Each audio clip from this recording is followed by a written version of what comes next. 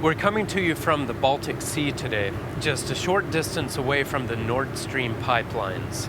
These pipelines begin in Leningrad Oblast in Russia, and they run under the sea here for almost 800 miles all the way to Greifswald, Germany. They are the world's longest subsea pipelines, and the first set of them was completed back in 2012. When the second set is completed, sometime later this year, it will double the current capacity, bringing it to almost 4 trillion cubic feet of gas that Russia is able to pump directly into Germany each year. But the real significance of this project is in the power that it gives to Russia and to Germany, and in the way that it binds the two of them together.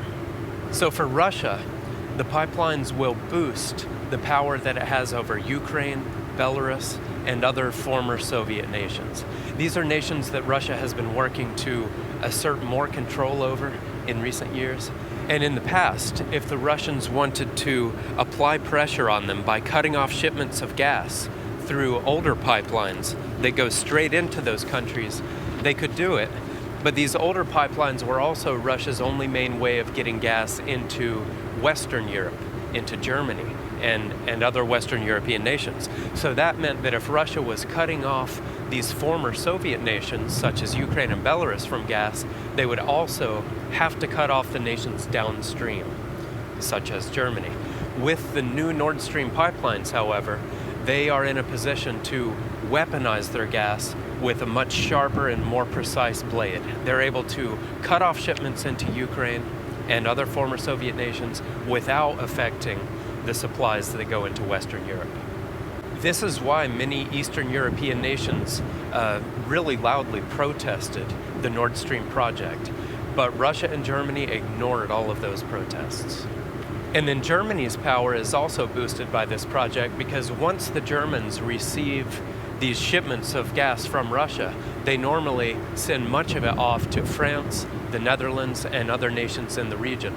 But if the Germans had a reason to discontinue supplies of gas to one of these nations, they are now well positioned to do it.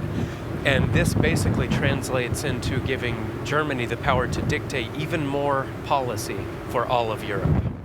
And finally, this pipeline project should have more of the world's attention, because it binds Germany and Russia together in a very troubling way. It binds them together in a way that undermines NATO, and in a way that has some very dark historic precedents. History is very clear that in between times of war, Russia and Germany have often cooperated together. The most recent and probably the most troubling example of this was in the lead up to World War II, when they signed the Molotov-Ribbentrop Pact.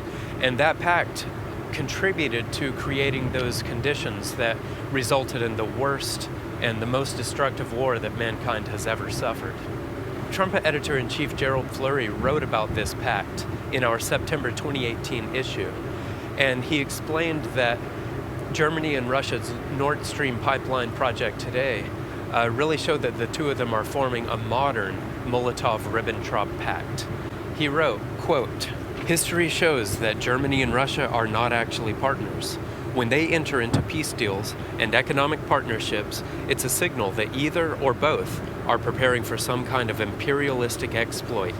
This makes the Nord Stream 2 deal extremely concerning." Mr. Flurry shows in his article that his analysis of these developments is founded on Bible prophecy. In his article, he mentions prophecies recorded in the biblical books of Jeremiah and Matthew, and he shows that developments underway today, the Nord Stream project and associated trends, are leading to the fulfillment of these prophecies, and they're leading to a time of unprecedented destruction. But he also shows in his article that beyond this time of conflict, there will be a time of unprecedented peace and prosperity for the peoples of Russia, Germany, and the entire world.